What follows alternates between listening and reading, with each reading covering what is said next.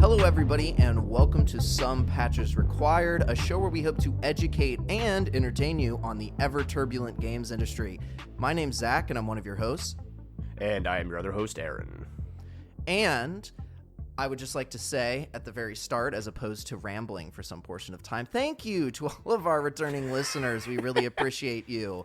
You may not know that because sometimes it takes us a second to get to that point. But we really do appreciate you. Thank you for coming back. If you're a new listener, we also appreciate you. If you'd be more willing to help us, we really appreciate people, supporting us on Twitter, Facebook. Technically, we have a LinkedIn, YouTube. If you can share, subscribe, anything that helps get our voices out there is super helpful, and we appreciate it. So you're all great. Welcome to the show. And if we seem a little out of it, that's because I've recently realized that Aaron and I prove that string theory actually exists. You see, when one of us gets sick or has food poisoning or their ankle explodes, the other person has that happen as well. Minus the ankle exploding. I just made that one up. Yeah. But yeah. I did not, in fairness, catch a sympathetic concussion when you took a fateful tumble, nor, but yes, we seem to be inexorably linked by some sort of cosmic fate, where when one of us becomes ill, the other one follows suit. So if this is in fact your first episode of Some Patches Required, welcome to the first episode of Sick Boys, the gunky show for gunky fellas only. I'm just a very picturing gender-normative podcast. I'm just picturing this being like, the scene from The Wolf of Wall Street where he's driving his expensive car home and he gets home and he thinks he's fine. But in reality, he's totaled the car. It's wrecked into the tree. Everything is shit. That's going to be this episode. We're going to kill it in our minds and be like, oh, this episode was fucking sick. There's me dropping the F-bomb in the first 10 minutes. This show was fucking sick. We did a killer job, Aaron. High fives all around. Then we're going to look at actual footage of us recording, and we're just on the ground kicking and screaming like 5-year-olds the entire time. Something very much like that. I was choosing to think of it more as a podcast recorded by just two of the toxic sludge man from RoboCop. That's also valid and an just two of that guy kind of talking about video games and the state of the industry. Where's that podcast? Now it's here. It's right Nasty here. Boys, Sick right Boys. now. I can't. Right here, right now. Raw, real, and high on Dayquil. Oh, I didn't know that was why you were taking Dayquil. Well, aside from the obvious drug addiction that my co-host has to Dayquil, I have a tragic Dayquil problem. We're going to be talking about D&D today, which by that I mean Dragon's Dogma, not Dungeons and Dragons. Technically, there's not really an N in there, but it is 2 Ds. DD Dragon's squared. Dogma. Dragon's Dogma 2, which has mercifully had an issue that we can talk about. Aaron and I were actually talking about, hey, so Dragon's Dogma comes out in a week. Obviously, this would have been a while ago. And how can we talk about it? Because obviously it's going to be a big thing. And we didn't know until the game came out and was getting just raked over the coals and review bombed, quite frankly. So we're going to dig into that a little bit, but the majority of the episode today will actually be around Dragon's Dogma 2 and then us expanding on review bombing, which is something that we haven't really touched on at all, but we're going to touch on in this episode. Yeah, Did I miss anything, Aaron? No, I do not believe so, except to say that, when we were kind of talking about dabbling with this topic, we realized that we hadn't discussed review bombing, which seems like a wild omission in a lot of ways, just because of how prevalent it is, especially in the games industry. Not that it isn't a huge deal in film and television as well, but in the games industry, it is all over the place. So it seems strange that we hadn't really kind of addressed that elephant in the room. So, hey, why not? Dragon's Dogma 2. right out the gate seems to be beloved by critics. It's getting really solid reviews. I think you had down that it had like a net 86 on Metacritic or something like that. It could have changed because I haven't checked in a hot minute, but when I did look, it was an 86 Metascore, and then a user score of 4.4. And that's where we get to the divide. Yeah.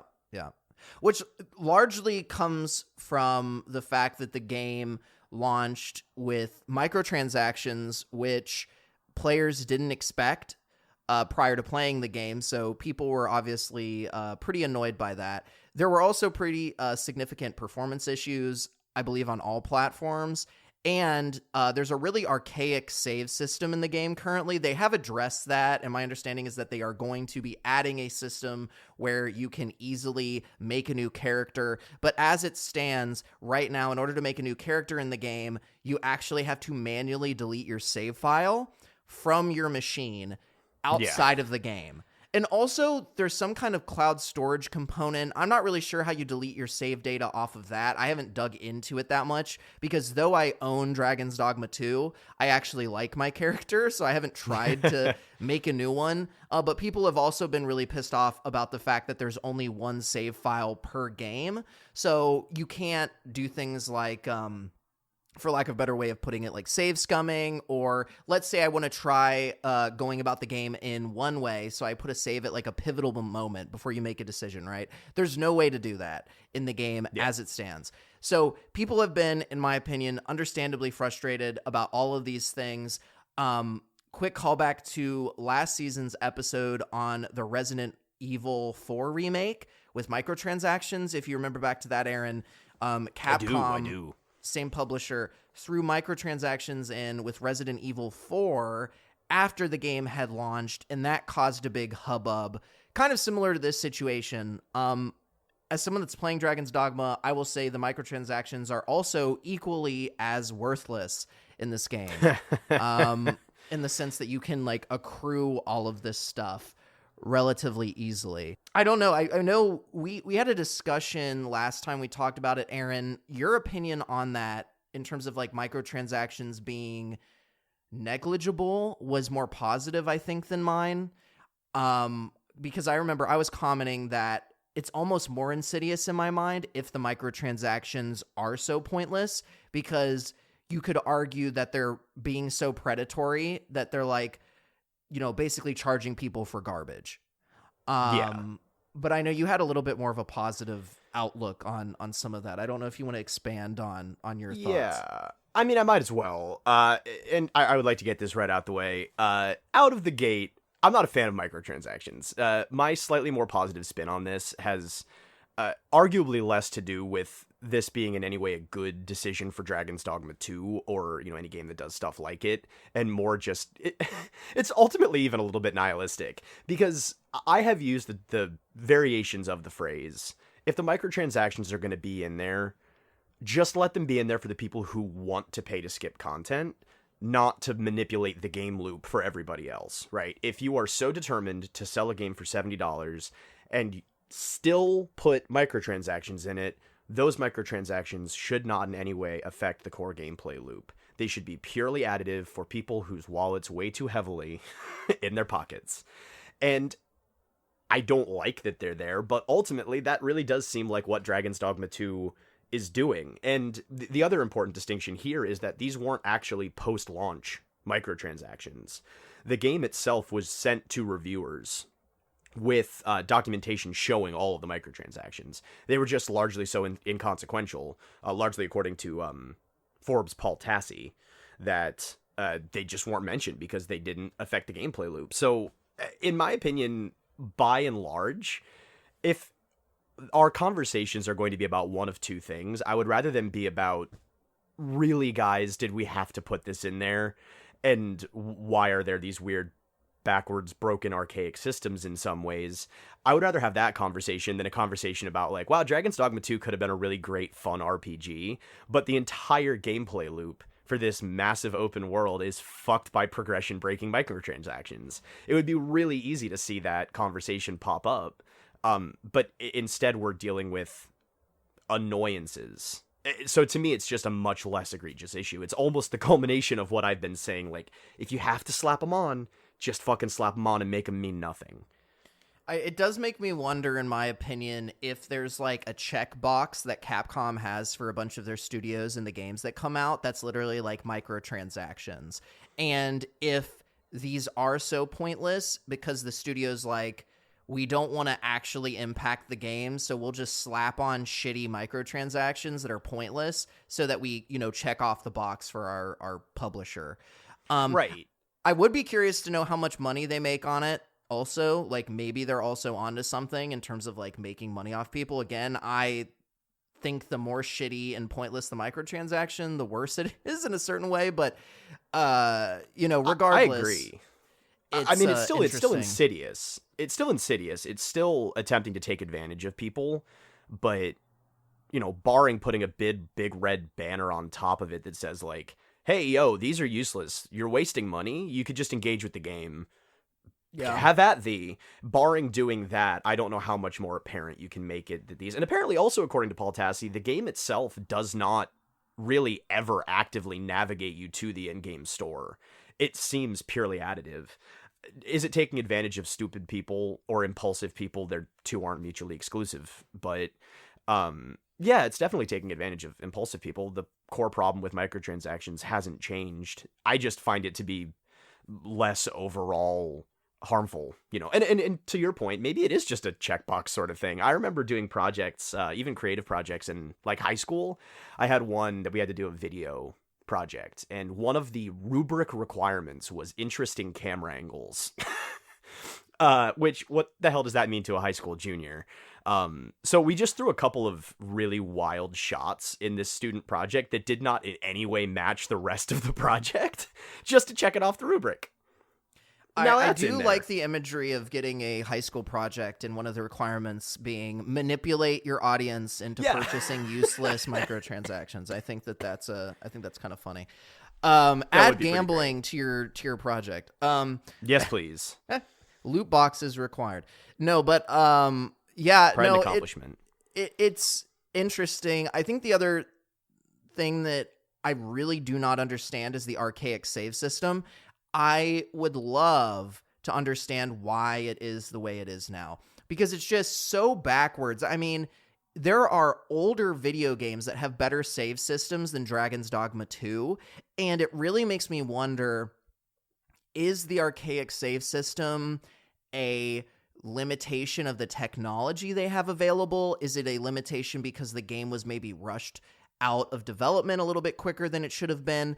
I really want to know why the system is the way it is, because there are some other games where you only get one save route, like you can only have one character at a time. For example, famously Pokemon. Also, I think you only have one save in Pokemon too. So, like, again, shitting on Pokemon because Pokemon fucking sucks. Just kidding. There are games that do this exact same thing, but there's plenty of games that don't, and it feels a little bit weird and archaic the way that they have their save system set up. I don't know if that's to drive the sense that like decision making really matters, but the fact that you can't even make a new character easily without having to manipulate your game files in the game folder, that's weird. Like, that is pretty backwards. The other I just don't know where that comes from. I have seen that in at least one or two other games where there's no function for deleting save files within the game. You have to go into like the system files and whatnot. It's very weird. But the bigger problem with the save system itself that I've been reading about, because I've played a little bit of the first Dragon's Dogma and none of 2 yet, but I would like to. My understanding is that the autosave automatically saves over the same slot as your manual save as well, meaning that if your character glitches into a broken mission, it can halt progression because it's oversaved a loadable save state where you could have negated the glitch. And I'm like, now that seems like an oversight in a wild way, but in terms of the actual archaic save system, I have to imagine that it was for some reason purposeful. And I think it may have been, to your point, like an idea of maybe trying to add some sort of gravity to the decisions you make in the playthrough, like not being able to save scum. for lack of a better word, means that you have to engage with your decisions much more actively, as in, real life or a Telltale game without save states or something like that. That's conceivably an interesting idea in a game with a much stronger focus on storytelling. Yeah, I really want to know. I don't know what the logic behind it is, but I would love to better understand it. And you also are right. So that is how the autosaves work. So I don't actually know how much time I have in the game. I should have detailed that before coming in, but I've been playing the game for quite a while. And I do want to just say, like, the game is good. I enjoy the gameplay loop. It's got a little bit of the, weird quirkiness, campiness of older video games that you don't really get anymore. Like, some of the dialogue's a little bit weird. Some of the animations are a little bit weird. I think it's a little bit charming. I think we actually talked about this last time we talked, Aaron. But we did. Generally speaking, kind of going back to the bigger picture, we've got a situation where the community is generally very positive on Dragon's Dogma in the gameplay loop. Like, the minute-to-minute gameplay is generally held up as being pretty solid. Where things fall apart are those 3 points we mentioned: the save system, the performance issues, and the microtransactions. And so what that's led to, as you can tell by that user critic score of 4.4 out of 10, or I just looked on Steam, it's got a 6 out of 10 on Steam rating-wise, is that it has been getting dogpiled by bad reviews after all of that came out, with people, largely commenting on, how the game's like kind of greedy. I mean, the game's also just gotten a lot of grief for like a bunch of other random reasons. Like, there's this dragon plague thing that seems really scary and daunting, but once you understand it, it's not. So, like, there's a whole lot of misinformation flying around about the microtransactions being mandatory or not, and like, it's a mess. Yeah, the narrative is spun out of control. And I'll ultimately say, I think in the case of like Dragon's Dogma, it's not fair 100% to the game. I think that it should probably, in reality, have a user rating. Like all things considered, the user rating should probably be closer to 8 or 9 out of 10 for me. I think, like I said, it's a really solid game. So it's depressing to see it get dogpiled after all the anticipation. But, yeah.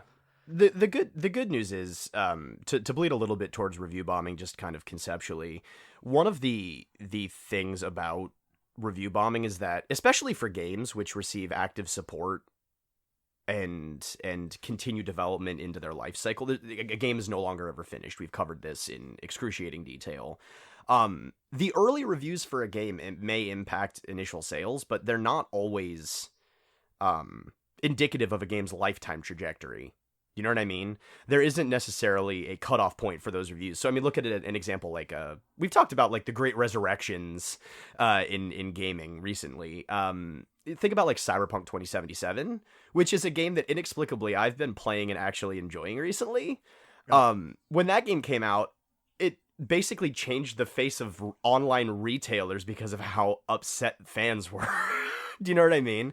But now it's got glowing reviews. So the trajectory of the reviews can change. So I don't think you're going to see Dragon's Dogma 2 down in the toilet for its entire life. I really don't. No, I don't think you will either. I think the interesting thing to me, like, ultimately, this kind of expands out of review bombing a little bit. But I think the interesting thing to me is Dragon's Dogma, I think, had the publicity, the excitement, enough of the cultural attention, I almost said ethos, cultural attention to potentially be a game of the year. And what I find to be a little bit frustrating is I wonder if this microtransaction rough launch is going to strip it from having the ability to, take that title. Because the game's physics system is crazy cool. Like, there's so many things in the game that are just so neat and interesting. Like, you'll be fighting a Cyclops and you can push it over into a mountain and it'll hit its head and take a ton of damage and then fall backwards again and fall over, or you can push things off cliffs. Like, the way that the big monster fights interact with the environment is a massive step up from anything that any game's done before that I've seen. Wow. And they also just iterate really well on the first game, which was popular, but largely a cult classic. So, I don't know. I feel really sad because I was hoping this game would have enough positive news coverage, whatever, that it would really stand a chance as a Game of the Year contender. I don't know if that's the case. And I'm also partially saying that because I was reading an article about what tends to win for Game of the Year. It tends to be games that are over a Metascore of 90. And since it's sitting at 86, at least last time that I checked, it could work. But my understanding for like a benchmark for a good game is an 85.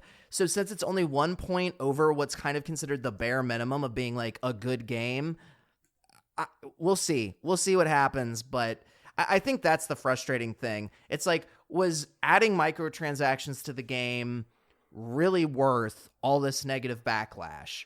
Because it seems like a lot of the hate comes from the microtransaction side. I mean, we've seen games released with lackluster performance, and the community largely still champion it to some degree. So I don't know. That's kind of my main interest in talking about it. Is I feel like they shot themselves in the foot. They may have, but again, this is actually one of the things that stood out to me in researching this, was just further illustrating the divide between the way that audiences score media that they either love or hate and the way that critics do. And then when we approach awards functions, who is actually voting on them? Because the microtransaction issue seems largely to be upsetting fans, right? So if the fans are going to be upset about that, then that will make itself present in the awards shows that the fans have an active voice in. When the fans don't have a hugely active voice and it's left to industry professionals to decide, they're going to end up either ignoring the microtransactions and picking what they want, or, having enough context to understand that, blah, blah, blah. So I think it still has every chance. I think if anything, the performance issues may have hamstrung its chances more so than anything, just because I think that the critics would care more about the performance issues and some other lackluster features than they would the microtransactions. And I think a lot of the time it's the press, it's the critics, it's the developers who end up actually deciding who wins these awards, not so much the fans. Well, it's interesting that you bring that up, because that's one of the things, just kind of talking about review bombing at large, that gets brought up when you're talking about, does review bombing work, right? I would argue, well, I guess to close it off on the Dragon's Dogma stuff with does review bombing work, I hinted earlier that Capcom is aware of the save issue. It sounds like they're going to be working on a fix. Obviously, we're going to get performance updates, improvements, because that's just a thing that games typically do. I don't expect that we'll see a change with the microtransactions, because the microtransactions are still in Resident Evil 4 Remake. But, I guess my question with some of this is, with this game specifically, it's hard to know how much of that was review bombing versus stuff that they were going to do anyway. I would say the save system's the closest thing that I would feel comfortable saying could be influenced by the review bombing, because I think performance issues would have been slowly, taken out of the game. I think that's just part of the patch cadence. I agree, but you will also see headlines so like when The Last of Us launched on PC, it got review bombed to shit because it was buggy at launch. So the terminology review bomb actually becomes our enemy here, because I don't think that that's actually a particularly useful term for a lot of what's going on. It feels like that one carries so many of the negative connotations, the ones that come with, anti-LGBTQ plus sentiments, racist sentiments, sexist sentiments, misogynist bits. That seems to be what I associate with review bombing, not so much people actually coming together to bring up legitimate criticisms, right? So that's the wild thing about the term, is that it is a kind of catch-all for the feedback loop from gamers themselves, and it holds within it volumes.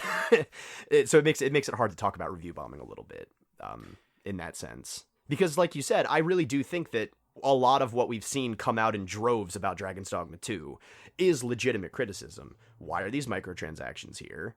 Why are there so many performance issues? Why is my save game getting all screwed up because of your autosave system? And, X number of... I think a lot of that would have just come out.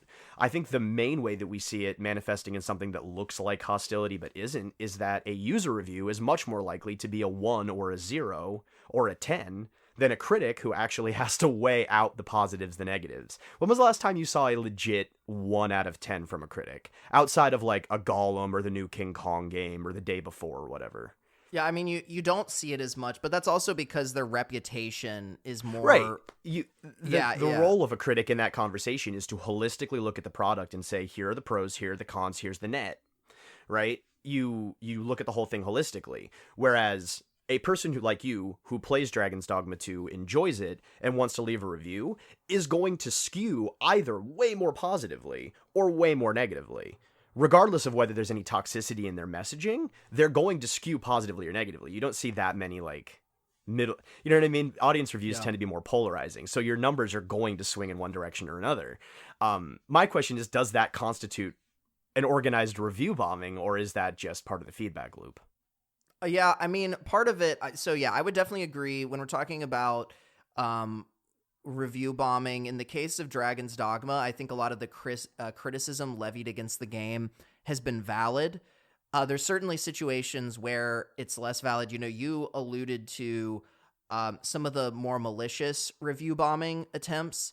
I feel like we see... It definitely happens in games, when people are like, oh, why is a woman the protagonist? Or whatever. But we see it a lot. I notice it a lot more in the culture, typically around film, like Marvel movies, like Captain Marvel had a whole situation with it where like the right, just generally speaking, was very antagonistic on YouTube and a lot of social media platforms of Brie Larson and some of the comments that she had made, and, tried to do this massive review bomb campaign against it.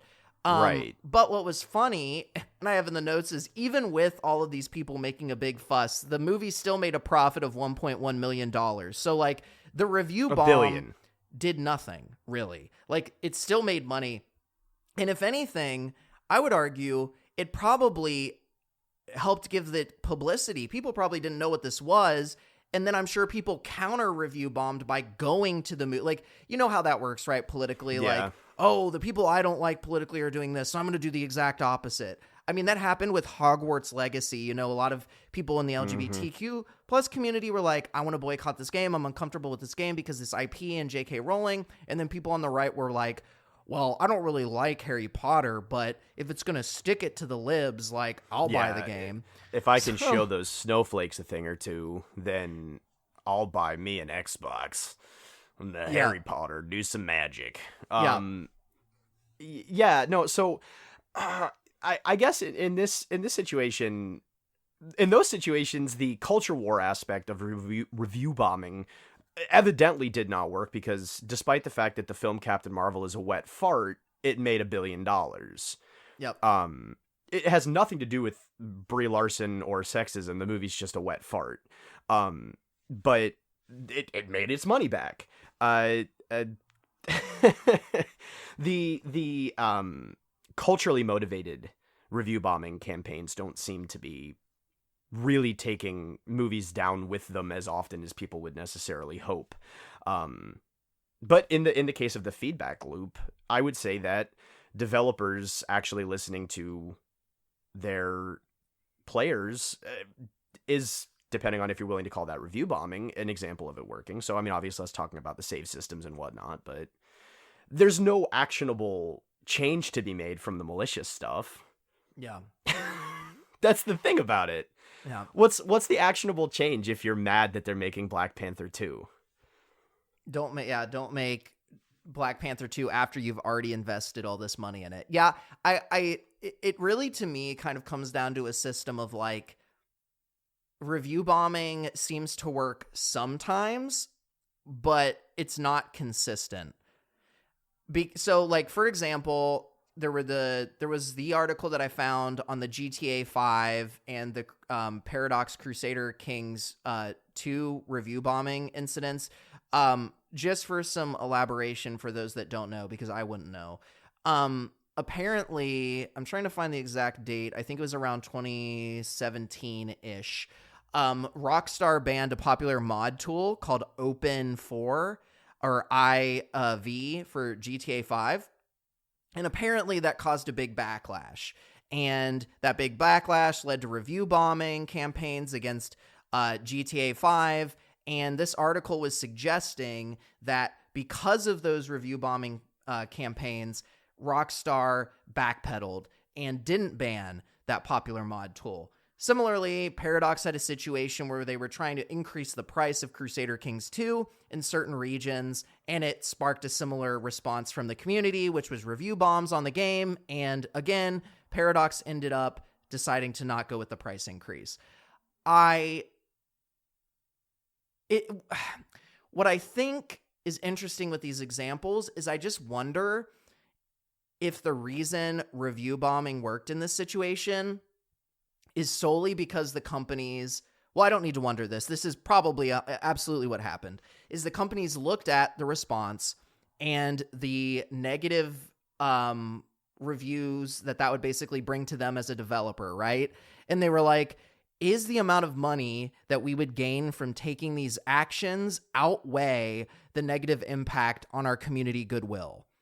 And I think in those two situations, they came to the conclusion that it was going to cost them more to enact these changes than they would get from enacting them. Right. Because in that same article, it talks about how games like Ark and Payday have had largely no impact from review bombing when they've done controversial things with microtransactions or coming out with expansions while the game is in early access. Like, clearly it's not a silver bullet, for lack of a better way of putting it. It's wildly not, because at the end of the day, the decisions being made behind closed doors are not to appease you. Yeah. They are calculated decisions made to yield the best possible outcome long term, right? So if Rockstar is worried about, the way that Rockstar operates, they need their games to have legs, right? Like, if Grand Theft Auto was not still bringing them in money, they would be fucked on GTA 6. So they need that game to still have active players and interest, and it needs to be a revenue stream. If suddenly, and that's a much more complicated thing to do once the game has been out for as long as Grand Theft Auto 5 has, let's think about what the cost of just hemorrhaging active players would be for the sake of a mod. So yeah, that makes sense. They were forced by effective mobilization to, reevaluate what they could take away from their players without the players going, nope, sorry, I'll go elsewhere. Yeah, in that sense, it is a very effective tool. I think partially because it didn't involve leaking anyone's personal information or attacking them or encouraging them to unalive themselves. Well, I think it's also, all of those awful things that people have done aside, I think it's also a situation where in those two circumstances, maybe the developers just didn't realize how big of a misstep they were making, so it was easy enough for them to backpedal on it. Situations like Black Panther, right? Like I said, there's so much investment in that by the time you learn about it that, like, it's gonna come out. I can't remember if we brought up the interview or whatever that Kim Jong-un movie was that came out. I think, I remembered we mentioning but it was not, I believe it was not in an aired. I think it came out to direct to streaming or something. No, I was going to say when we discussed it, we did not release that audio. Oh, well, maybe we didn't release that audio. Well, regardless, that movie had a bunch of backlash from North Korea and, some other places. And it still came out because by the time people knew about it, people fully understood what it was. It's like there's been so much money funneled into this. There's been like, it's too late. It's going to come out. People are going to want to make their money back in some form. So like that's really the big issue here with at least some aspects of review bombing and how successful it can be. Because in the case of like Dragon's Dogma, Resident Evil 4, if microtransactions are a large component of how the game's going to make its money, it's too late by the time they're added to probably have meaningful change, especially if it's a AAA developer working on it. Yeah, I would agree with that. I would also say, though, just to backpedal for 2 seconds to the interview, there were extenuating circumstances going on there where this terrible comedy with Seth Rogen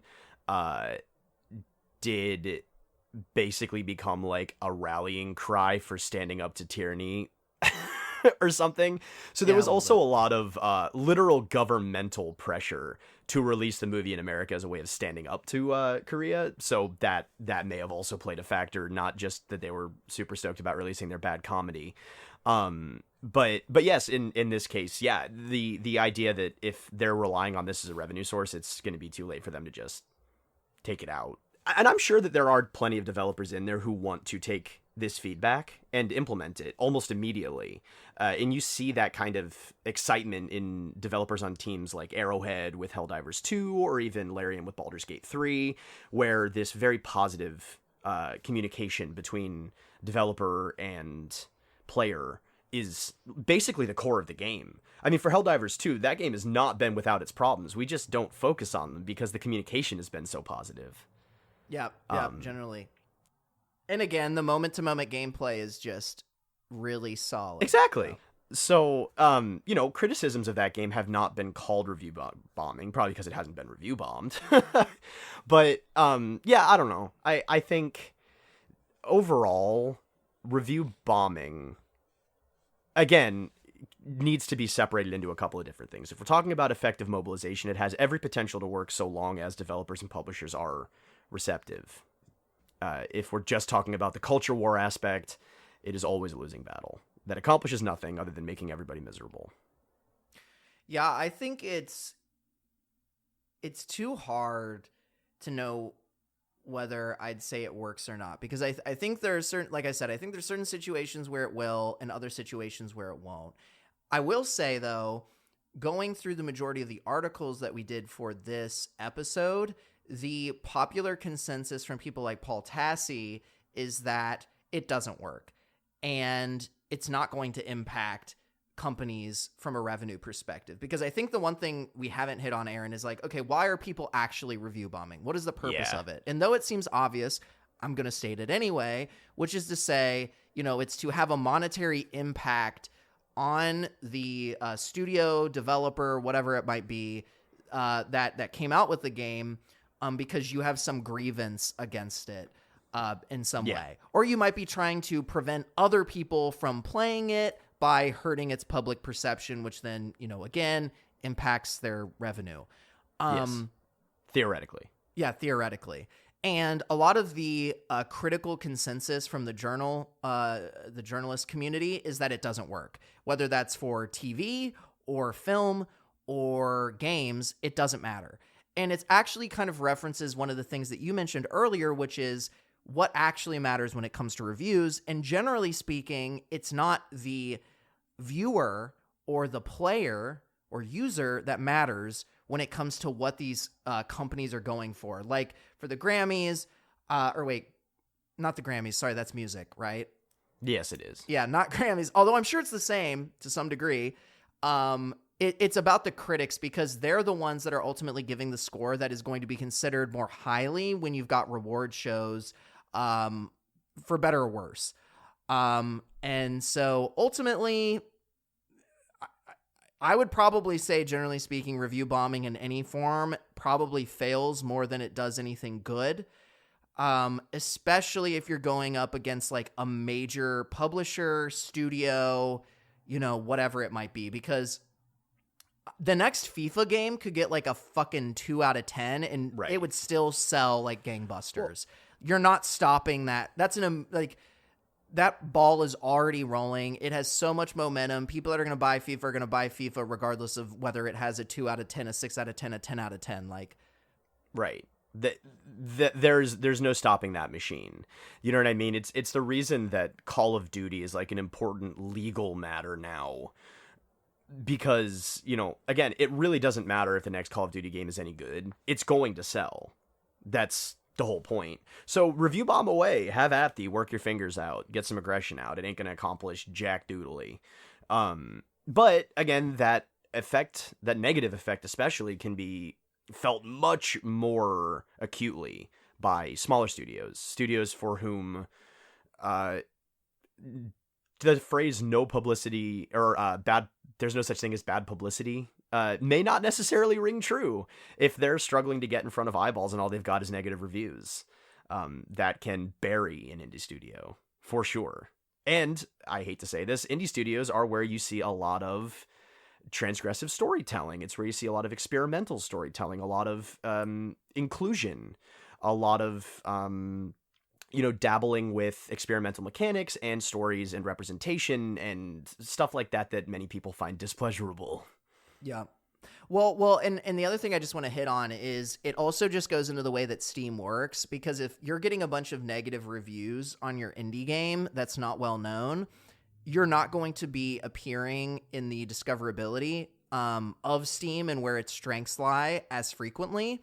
You're more likely to get hidden in the ocean of content that's coming out. So that's why reviews matter a lot more to mid-market and indie studios than it does to AAA, because AAA has the marketing budget to get in front of you even if their reviews suck.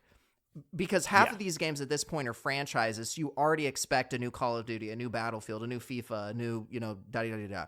But, you don't necessarily expect, I'm trying to think, a new Stardew Valley. Well, I mean, that one's not a great example because it has so much cultural impact at this point. But my point being is there's smaller projects that exist, and they live and die by the amount of people that they can attract on Steam via good reviews. So if they get hit by a particularly malicious review bomb, it can be incredibly impactful.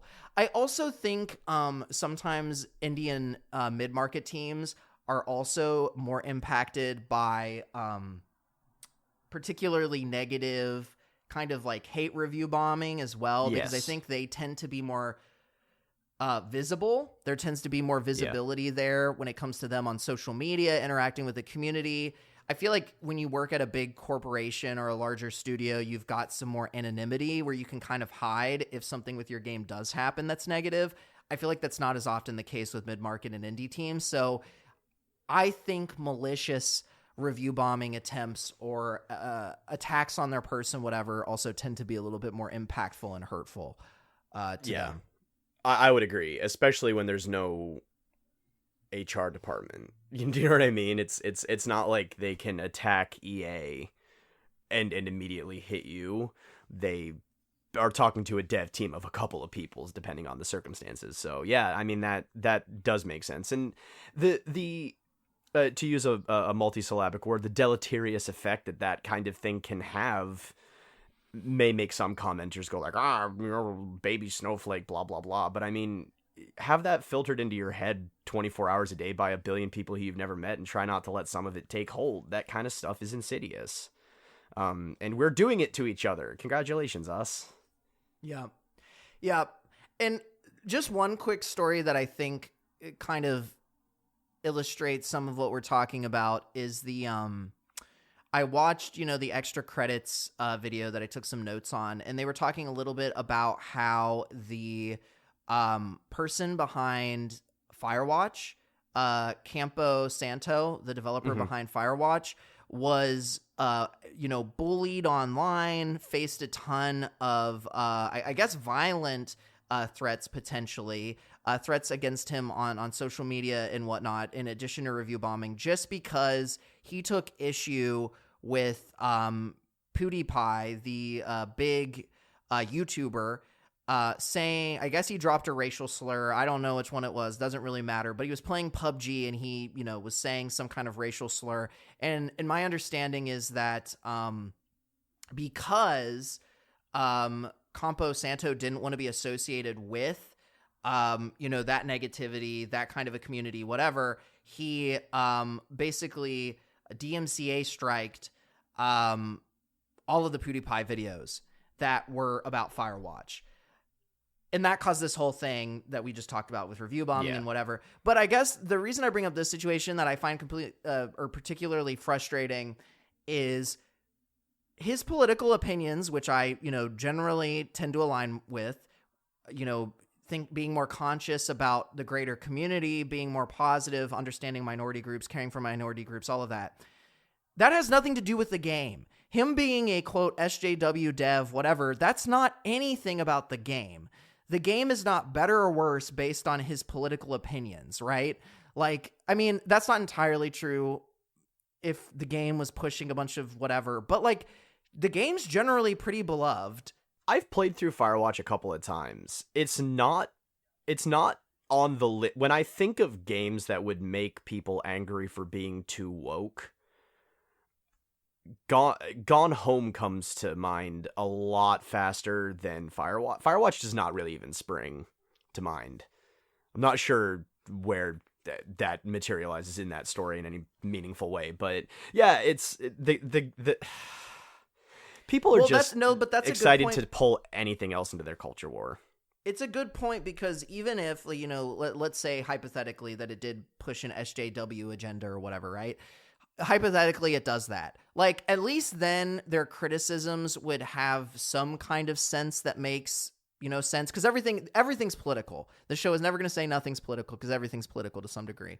But Firewatch, I haven't played it, but I watched, a bunch of the videos of people playing it. All the PewDiePie ones we know. The things it's trying to talk about are not necessarily social justice and things about minorities and whatever. Like it's not, my understanding is that it's not really a story about that. So people going after the developer for all of this kind of stuff, it's just frustrating to me because it has nothing to do with the game at all. It really doesn't. And it doesn't help other consumers at all. Like I don't find that useful. These reviews are useless to me. Like, it's fucking frustrating. They've used the wrong metric. Here's the thing. I understand, like, review bombing as a concept. If you're going to stick to the idea of review bombing as a source for potential good, utilizing the metric of review scores to directly tell developers that you're dissatisfied with X in the game can be theoretically effective. But using review scores to communicate dissatisfaction with something completely unrelated to the review is beyond me. That ceases to be a review bomb. Yeah. I mean, but that is what review bombing is now. That's what we think of when we think of review bombing. But that's the Firewatch situation. It's the situation with a lot of people getting canceled. It's like, I don't like their politics, so blah blah blah. This, that, the other thing. It has sweet fuck all to do with the game. There's a forum for that. It's called Twitter and Reddit and social media. You want to yell about how angry you are about the Campos Santos guy's politics. The internet is there for you to be angry about it. You don't need to put a review score to it because you're not going to change the man's politics by shitting on his game. Yeah, if anything, you'll embolden. Exactly. But yeah, I think you described what I was trying to describe well in that situation. So thank you for doing a better job of articulating that than me. You're welcome. But I sometimes stumble backwards into a decent thought. On occasion, I've been known to. No, I definitely agree. And I think if you want to have a real impact too, I think the one thing that's super consistent is, one, don't pre-order games. Don't be fucking stupid. If something looks suspect, and obviously in this world we don't always know what something looks like until it comes out, but like, read reviews, be smart about your buying, don't pre-order, and if you get a game and you find something that you do truly find so egregious, refund it. And I know that's easier said than done in a lot of situations because of Steam's refund policy, but Steam's refund policy is, generally speaking, pretty like solid. You get 2 hours of play. You have, I I think it's 2 weeks to return it. And after that, then you can't refund. I've had very few issues with refunding on Steam. If you truly find something so like awful and horrendous, like just refund the game. Return the game. Yeah. I mean, obviously, again, that's not a perfect system. Sometimes issues don't show up until after 2 hours in the game. I realize this, but more what I'm trying to say is I think that's much more impactful for, actually making a change than review bombing a lot of the time. I think that's why Cyberpunk got hit so heavily was because of the massive refund. The refund, yeah. Yeah, the refund things are what drove that game into the fucking toilet. Yeah. And in the toilet it stayed for quite a while. But the beauty of it is that they didn't let the project die. They kept at it, and eventually it turned into something that people pretty widely regard as being great. So, I think player feedback does have its place. Refunds exist for a reason. If you don't want to buy the game, don't buy the game. And remember, this is something that I feel like we don't actually ever say to anybody anymore. It's okay not to be a part of the conversation. Like, I understand that in today's world, your opinion is your currency, right? If you don't have a hot take on something, if you're not in the thick of it, you're irrelevant to what's going on. You don't have to get mad just because other people are mad. If you're frustrated by the save system, you can vent about it online. If you write your own reviews, factor it into your review score. That's fine. But you don't need to send someone death threats. You don't need to make Kelly Marie Tron's life a living hell. Refund the game, take a deep breath, move on with your life. Yeah. Or leave a legitimate negative review. There's a reason reviews exist. This is why reviews exist. A negative review, a billion negative reviews, all well-reasoned, is never considered review bombing. Yeah, review bombing definitely has a very specific stank on it, if you catch my drift. Write a well-reasoned review, publish it, and let that be the end of it. If you got your money back, great, you're $70 back to where you started. If not, you got the rest of the game to try and beat. That is actually some of the advice that's given in some of the articles was like, make sure that your feedback is actionable and reasonable because, obviously like if you're being hyper emotional and unrealistic about things, that's not really like actionable feedback that anyone's going to want to take. Right. And if you approach the situation with the attitude of an entitled baby, then, even if the developers do have a great deal of goodwill towards their player base, they're going to discount whatever you say next out of hand because you've already given up any position of like reason. Yeah. So, yeah, I mean, like, I'm not saying anything that's a complete revelation here. Direct feedback is sometimes effective. Harassment just sucks. Yeah. I mean, I think looking at the time, coming up with my ending salvo here, I understand why review bombing. Yeah. I understand why review bombing happens. People feel like they don't have a voice in a way to enact change that they think is important. I understand that. It's, Steam reviews, going Metacritic reviews, whatever, like Metacritic user reviews. These are ways for people to feel like they're being listened to. And obviously, I think it's important for people to have that validation, to feel like they're listened to, whatever. I understand why review bombing exists. In my opinion, I don't think it's a consistently effective option for people to take when they're dissatisfied. I kind of wish there was an effective action. But that being said, to your point that we've really been, I think, hitting on at the end of the episode especially, it does really seem to be a tool that typically is weaponized for really malicious and mean-spirited purposes. And I think that loses it a lot of credibility. I can't remember if it's the Paul Tassi article, but one of the articles we read basically said people ignore a lot of review bombing because we're just so used to it. Like, It's so common in games that, it's like, I'm not even going to look at this. Like, if it's clear it's happening, it's like, okay, well, I'm going to ignore everything you're saying, even if there's some valid criticism in there. So I think there's probably better ways to go about it.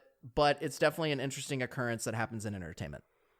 Yeah, certainly. And I will say, much to my my grand pleasure, it does seem like the review bombing for Dragon's Dogma 2 has been largely in the productive space. It's been a lot of talking about legitimate issues and trying to get those noticed by the dev. So at least we've got that going for us.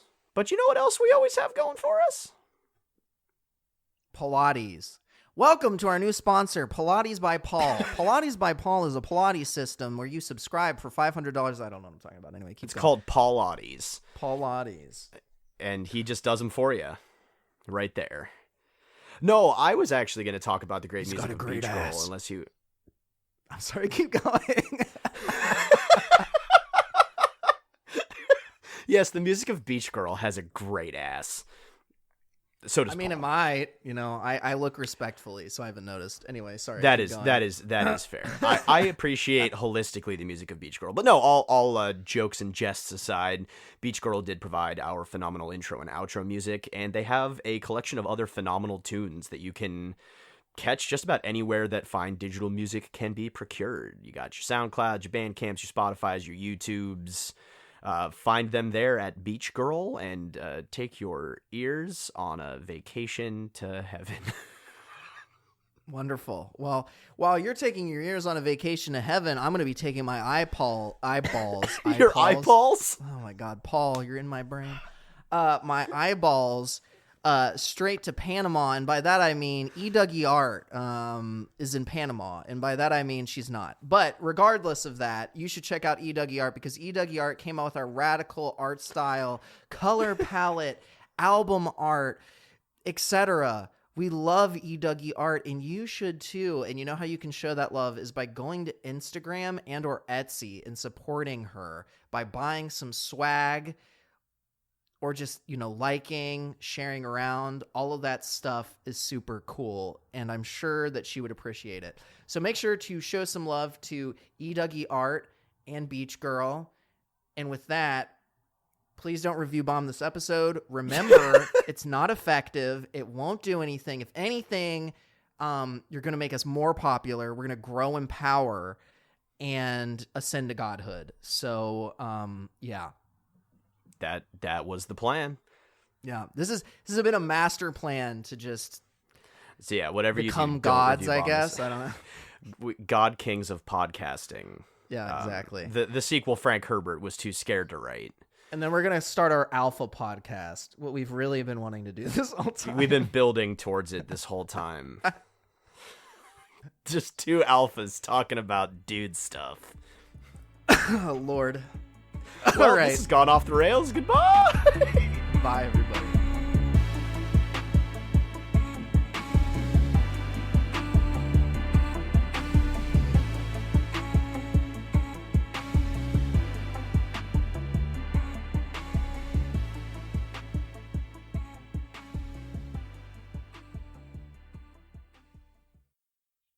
He's got a great ass.